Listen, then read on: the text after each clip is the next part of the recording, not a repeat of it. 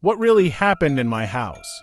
I'm not one to believe in ghosts, and there's a lot of other people that are just as skeptic as I am, but I had a few occasions that made me wonder. I'll share one of my stories, and I would love to know what you think about it, and if you may have answers. I have a close family member that states she can see the dead.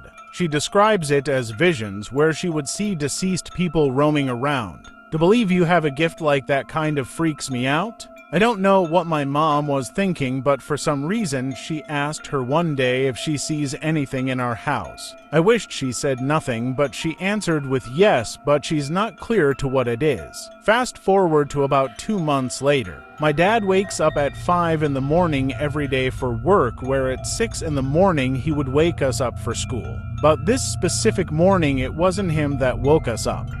Police lights filled the air, followed by loud talking. Walking out my room down my hallway, I called for my dad. He answered and said to come to the living room. I found him standing with 2 police officers writing down the things my dad said. Scared, I asked him what is going on. After the police officers left, he explained to me the most bizarre story. He woke up to all the lights in the house turned on, as well as the TV in the living room. His first thought was that I woke up early and did it myself, but when he got to my room I was sound asleep. Our entrance to the house is a door, but with a fence in front of it that needs a special key to be opened. When he got to the living room, the front door was wide open, but the fence was still shut. But you can't open the door from the outside by not unlocking the fence. But the weirdest thing of all was there was a pot of boiling water on our stove. I don't even know how to work with the stove, so it could not have been me. My dad and mom swears it wasn't them. There was no sign of any entries that could have been made in the house. All the windows was locked from the inside, and we only have one door. To this day, nothing was made of the situation, and am still freaked out by this. My first paranormal experience. Back when I was 12, I was obsessed with ghosts and decided to make a homemade Ouija board from an old sketchbook cover, paint markers, and a shot glass. Although it was the most ghetto board I had ever seen, I had high hopes to make contact with the dead. I was home alone for the night and thought this was the perfect time because I knew if my mom had caught me, I would have got my ass beat.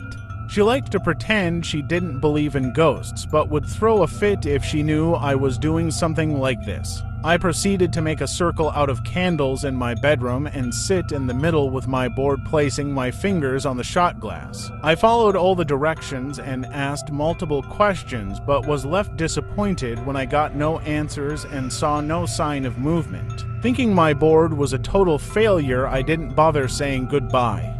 I blew out the candles and tittied up getting ready for bed, leaving the bathroom light on because I was afraid of the dark and could see into the bathroom from my bed if I looked through the mirror reflection in my hallway. I was asleep for a few hours until my cat woke me up by hissing and groaning around 1 a.m. I could hear her, but I couldn't see her. I rubbed my eyes and scanned over my room trying to find out what she was hissing at. I couldn't see my cat, but as I was looking around, I noticed movement in the bathroom. Paralyzed with fear, I stared into the mirror. A girl with long black curly hair was standing there brushing her hair. She was ripping the brush through her hair quickly and aggressively. I felt my heart drop into my stomach and knew something was off, but I assumed my mom had just come home early from an apparent rough night. I hesitantly got out of bed and started slowly and quietly walking towards the washroom. As I turned the corner, the hairbrush fell on the floor and the shower curtains rattled for a second as if they shot closed. As I was going to open the curtain and check it out, my cat snuck up behind me and began hissing again, nearly giving me a heart attack.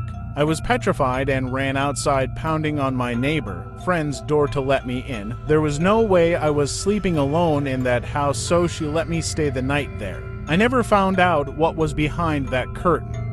I've kept the Ouija board with me to this day, locked away in my attic space. I've heard way too many horror stories of what happens to people once they get rid of their board for me to make that mistake. I've never felt completely alone since that night.